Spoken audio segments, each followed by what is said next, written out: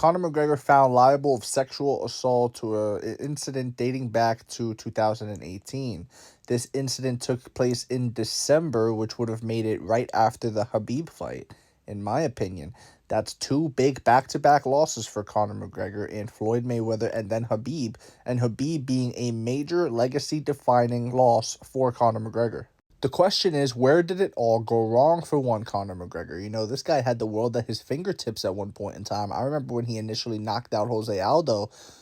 I mean, I couldn't believe what I was watching. And then when he did what he did to Eddie Alvarez, it was just spectacular. And you just thought, man, who's going to beat this guy?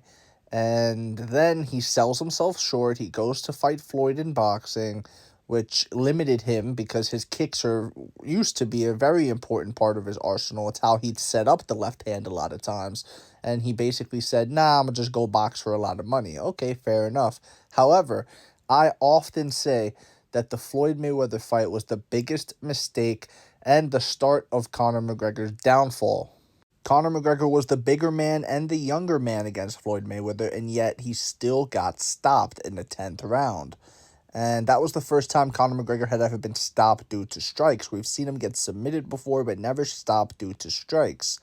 And Floyd did it. And I think that hurt his ego, especially the fact that Floyd was much older, Floyd was much smaller, and Floyd doesn't really stop people, but yet he stopped Conor.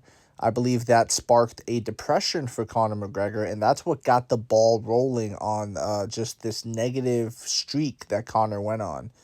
After that, he jumped straight back into the deep end of the pool against Khabib Nurmagomedov, and you know, he lost that fight as well. That was a big legacy-defining fight that he lost, and if you look at how he was behaving before the Nurmagomedov fight, he was drinking heavily with the Proper 12 whiskey.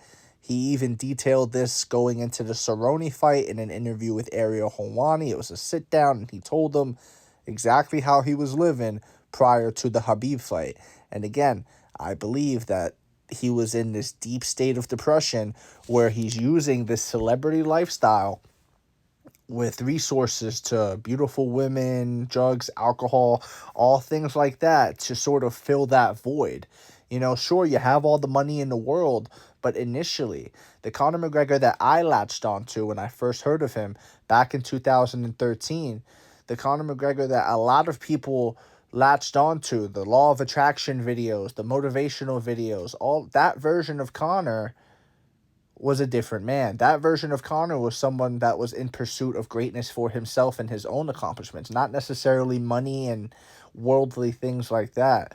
It's actually quite interesting going back and watching these Conor McGregor interviews, the early ones where he's driving around in a car around Venice Beach in California, and he's talking about how he doesn't care about celebrity lifestyle and he doesn't care about any of that stuff. Meanwhile, fast forward to 2024, just recently, maybe a year or two ago, maybe three at this point, he was up there with Machine Gun Kelly fighting at the VMA Awards, you know what I mean? Starring in movies and all these things that Conor McGregor once refuted about himself.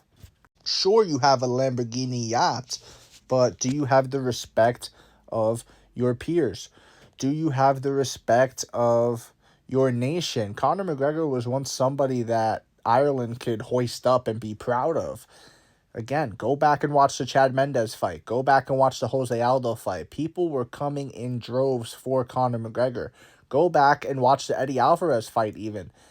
The turning point was the Floyd fight. In my opinion, Floyd really messed Conor up, stopped him, sent him into a depression. Conor started drinking, and then he lost to Khabib.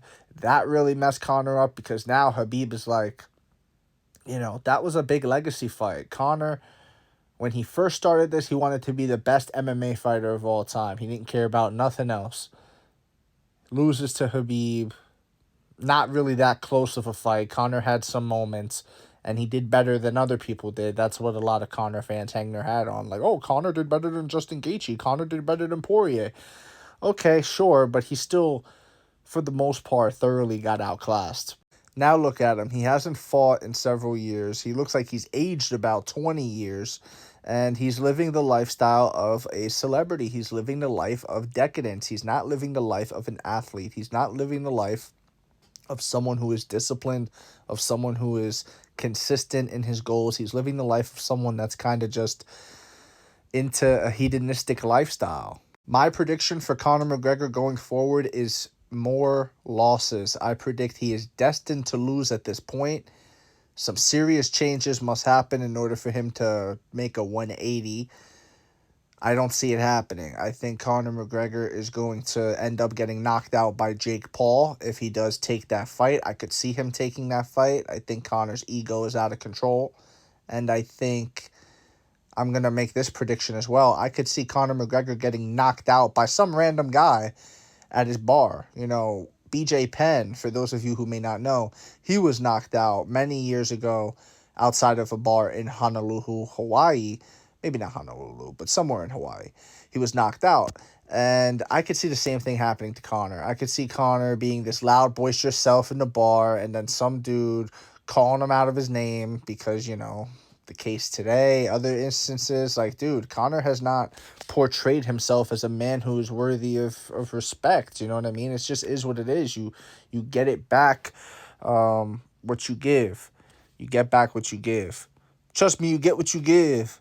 I believe Conor McGregor will go down as a cautionary tale to young fighters. A cautionary tale not to be over infatuated with money.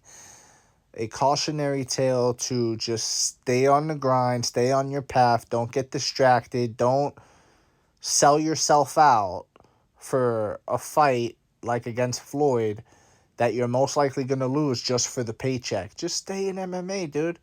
Just stay doing what you do and you be great, man. Honestly, guys, what's the difference between $100 million and $200 million?